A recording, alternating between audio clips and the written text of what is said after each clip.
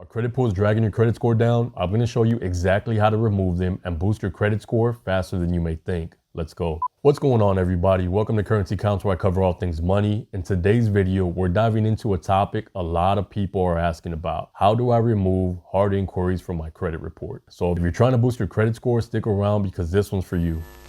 All right, so let's start removing these hard inquiries. First, we need to find all your inquiries on your credit report. You can get your free credit report from annualcreditreport.com, which is fine.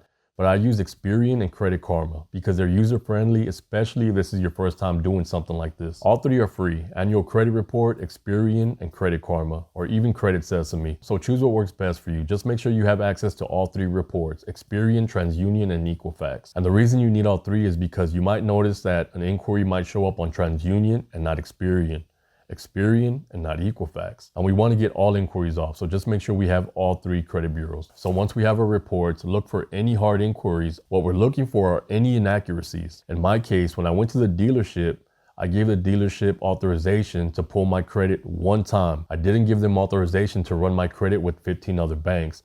Now, this might not be the case for you. I understand that. So let's say by chance you did apply for credit a few months back. You go on your credit report now, you don't remember applying, you don't recognize that inquiry. That's a problem. Now you can dispute it because, to your knowledge, you didn't consent to this hard inquiry, making it an error on your credit report. So whatever hard inquiries you don't recognize, you can dispute. Time to get this taken off your credit report. So let me show you how to dispute. All right, so we're going to start our hard credit inquiry dispute letter, and we're going to send this straight to the credit bureaus. Skip sending it to the company reporting. So if it's being reported on Experian and TransUnion and not Equifax, we're only sending this to Experian and TransUnion. If it's being reported only to Equifax, we're only going to send it to Equifax. So we're going to start this letter with basic information: name, address, email, date, and then right under that, we're going to put the credit bureau's information. One thing I want to point out is the consumer dispute address is different than the general mail address. So make sure that you do have the right address when sending these letters. I will have all three addresses in the description, so you make sure you have the right ones. All right, so after we have all that filled out, this is how we're gonna start the letter. Make a subject line: request for removal of hard inquiry. I'm writing to formally dispute a hard inquiry that appears on my credit report. The inquiry in question was made by, and then right here, you're gonna put the company that actually pulled your credit. In my case, it's North Park Lexus. So make sure you don't put North Park Lexus. Make sure you put the company name that pulled your credit. And then right after that, you're going to put the date this hard inquiry was made. After reviewing my credit report, I believe this inquiry was made in error without my authorization, and I'm requesting its removal from my credit report. Then make another paragraph and write: to assist in the investigation, I have included the following details. We're going to put the inquiry date, company name that pulled your credit, and then the nature of the dispute, why you're disputing this hard inquiry. And you're going to type unauthorized or erroneous inquiry. Erroneous just means made in error. So if you don't want to write this letter yourself, I do have a link in the description where you can get this template, and all you have to do is fill in your personal information. I would appreciate it if you could promptly investigate this matter and, if warranted, remove the inquiry from my credit file. This next part is very important and the key to getting these hard inquiries removed from your credit report. I understand that under the FCRA, Fair Credit Reporting Act, you're required to verify and remove any unauthorized or inaccurate information from my credit report. Please confirm the removal of the inquiry in writing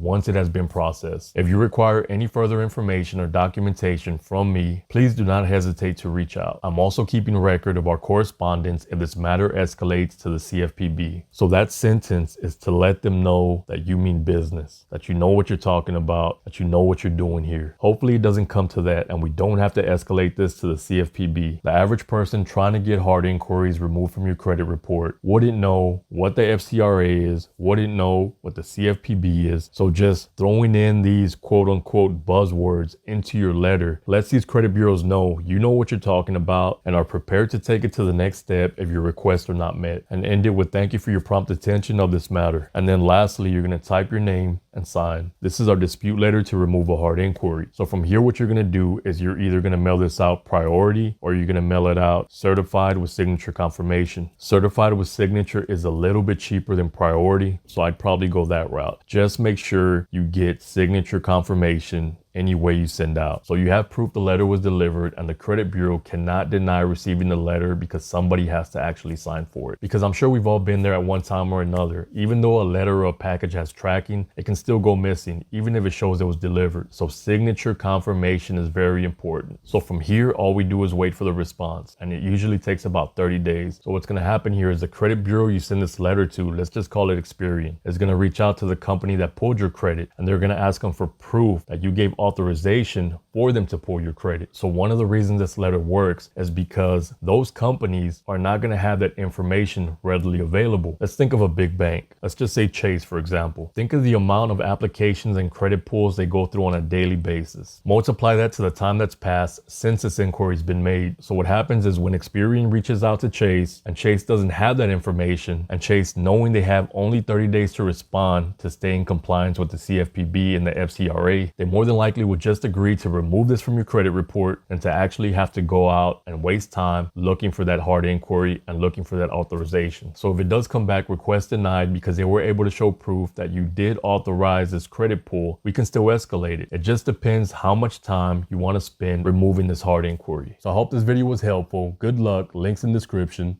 See you next time.